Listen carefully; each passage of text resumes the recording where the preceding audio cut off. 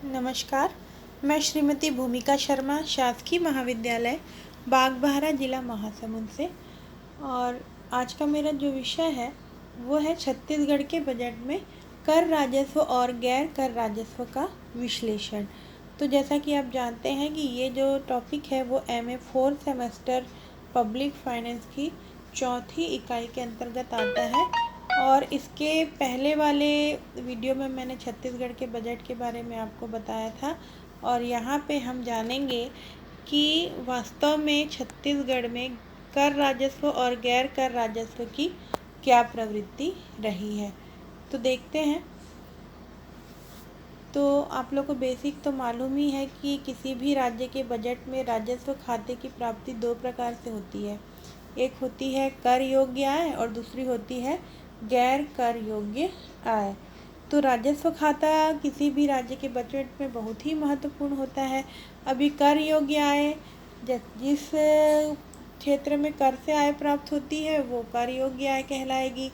और जो कर लगता है वो राज्य सरकार जो कर लगाती है उससे भी आय मिलती है। और जो केंद्र सरकार कर लगाती है उसमें राज्य का जो हिस्सा होता है वो भी इसके अंतर्गत शामिल किया जाता है।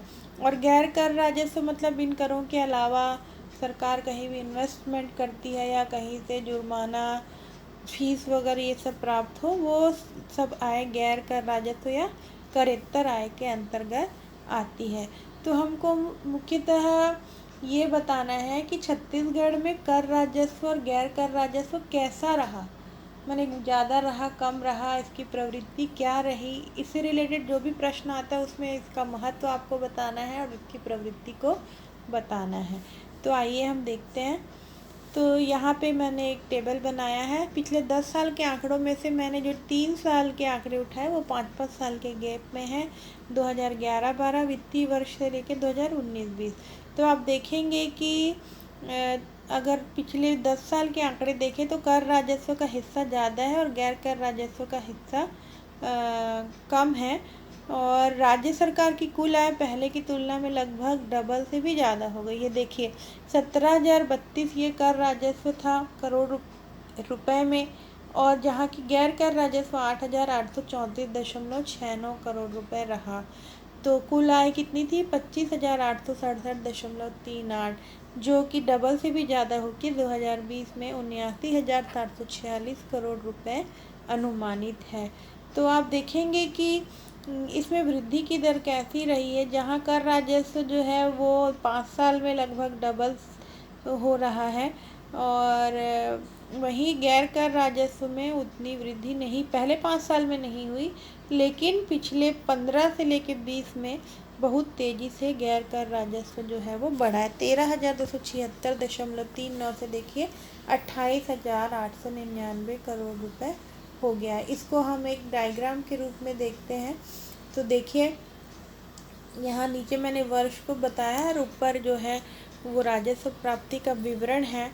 तो ब्लू वाला पार्ट जो है वो आपका टैक्स रिवेन्यू का है, माने कर राजस्व का है, और जो रेड वाला है वो नॉन टैक्स रिवेन्यू का है, मतलब गैर कर राजस्व का है। तो देखिए धीरे धीरे जो ब्लू वाला जो दंड है वो ऊपर जा रहा है, मतलब टैक्स रिवेन्यू बढ़ रहा है। और रेड वाला पार्ट शुरू में तो इनकी दूरी बहुत ज़्यादा है, लेकिन 18-19 और 19-20 में देखिए ब्लू और रेड वाले जो दंड में ज़्यादा दूरी नहीं है, मतलब गैर कर राजस्व की प्रवृत्ति भी अब बढ़ रही है। जैसे जैसे विकास होता जा रहा है तो गैर कर राजस्व भी जो है वो बढ़ रहा है। और ये टोटल रिवेन्यू जो है वो 89,000 देखिए 80,000 से कम है। तो पहले की तुलना में जो है वो पिछले 5 सालों में राजस्व में बहुत तेज़ी से वृद्धि हुई है। आप 2011-12 में ग्रीन पार्ट देखिए और 2019-22 में देखिए तो डबल से भी ज़्यादा जो है वो हमारी राजस्व प्राप्ति बढ़ गई है। अब हम देखेंगे कि आखिर कर राजस्व में कौन कौन से मद आते हैं। तो प्रमुख मैं आपको बता रही हूँ। एक तो केंद्रीय कर से आय सबसे ज़्यादा जो प्राप्त होता है राजस्व में, कर राजस्व में जो हिस्सा रहता है वो केंद्रीय करों से होता है। फिर राज्य सरकार वैट लगाती है, सेसडी GST लगाती है, प्रवेश कर, मनोरंजन कर। तो वैट से बहुत ज़्यादा आय प्राप्त होती है। वस्तु और सेवा कर जिसको कहते हैं वस्तु और सेवा कर से मिलती, फिर दूसरी जो आय मिलती है वो आय कर से मिलती है जो केंद्र सरकार लगाती है। तो ये अभी छत्तीसगढ़ में प्रमुख स्रोत हैं कर राजस्व के। और जीएसटी से भी, एसजीएसटी से भी आय प्राप्त हो रही है। 0.960 करोड़ ऐसा कुछ आय प्राप्त हुई है। और स्थानीय कर, मनोरंजन कर, ये 1 से कम ही करोड़ रुपए के अंतर्गत आते हैं। तो इनसे भी सरकार को आय प्राप्त होती रही है। और आप देखेंगे कि जहाँ 2018-19 में जो वृद्धि थी कर राजस्व में, वो दर थी 14.18%। और अभी जो है वो थोड़ी कम है, लेकिन वृद्धि है, 9.55% की वृद्धि हुई है। और अगर 11-12 से 19-20 तक देखें तो कर राजस्व में औसतन माने प्रत्येक साल लगभग 15%, आप लिख सकते हैं, ये 14.96। तो आप ये प्रवृत्ति ध्यान में रखेंगे कि हर साल 15% औसतन आय जो है वो बढ़ी है। कौन सी आय? कर राजस्व के अंतर्गत। और सबसे ज़्यादा भाग केंद्रीय करों का होता है। और 19-20 में केंद्रीय करों में वृद्धि हुई है 15%, जबकि बाकी करों में लगभग 4%। जो राज्य कर की आय से वृद्धि लगभग 4% से कम ही है। और जो केंद्रीय कर है उसमें वृद्धि 15% अनुमानित की गई है।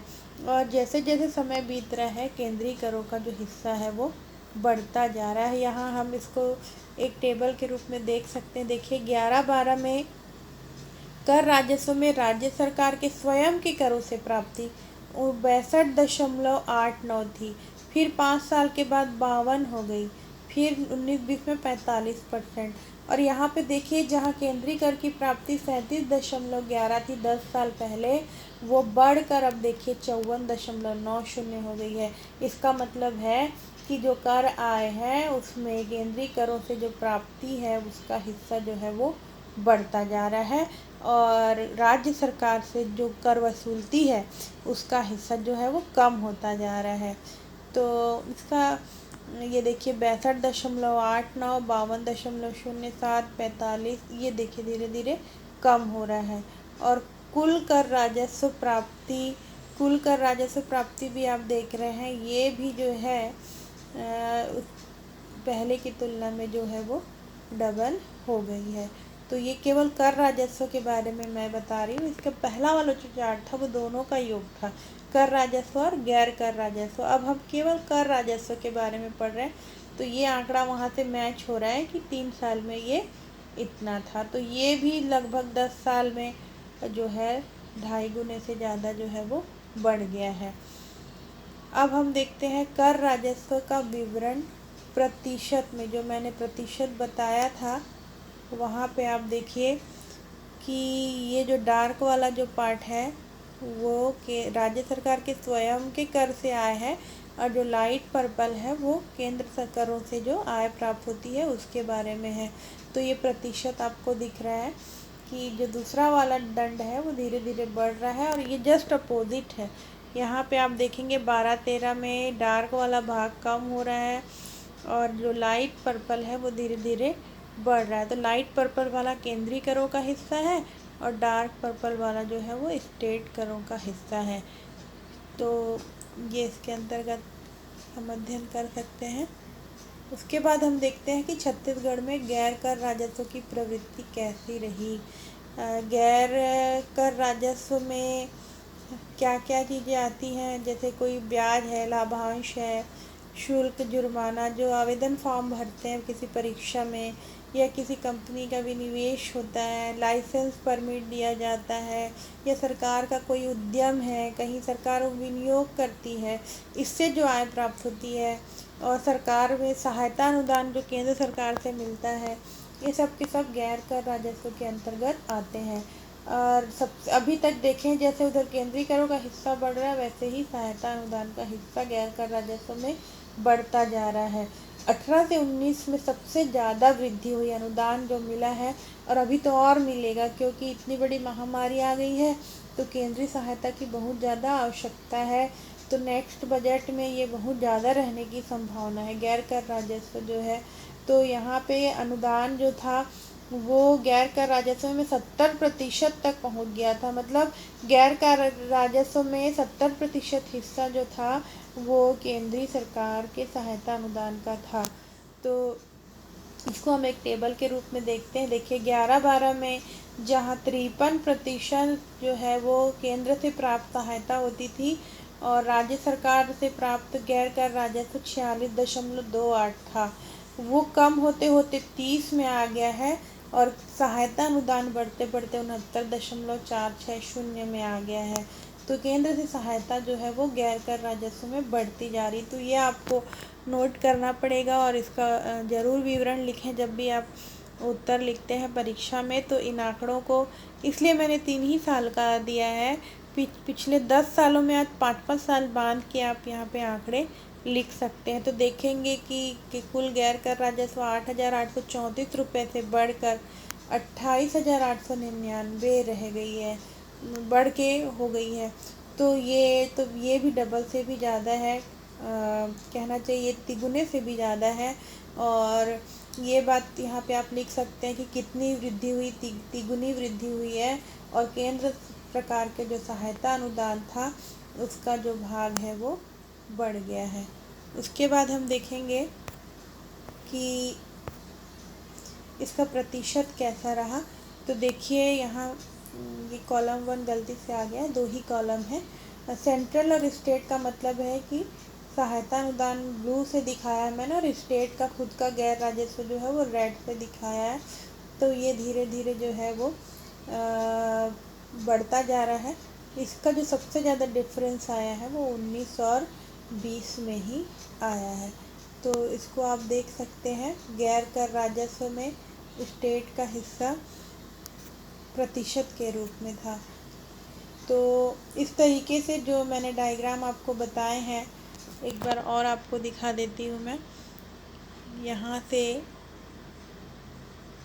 ये देखिए ये बढ़ रहा है गैर कर राजस्व, राज्य सरकार का जो है वो अनुदान घट रहा है। इसको देख के आप इसको आसानी से समझ सकते हैं, लेकिन गैप जो है वो बहुत ज़्यादा बढ़ गया है। यहाँ पे इसका आप ध्यान रखेंगे। डायग्राम और ये बनाने की आपको ज़रूरत नहीं, लेकिन इसके विश्लेषण करके आप नोट्स जो है वो तैयार कर सकते हैं। Thank you.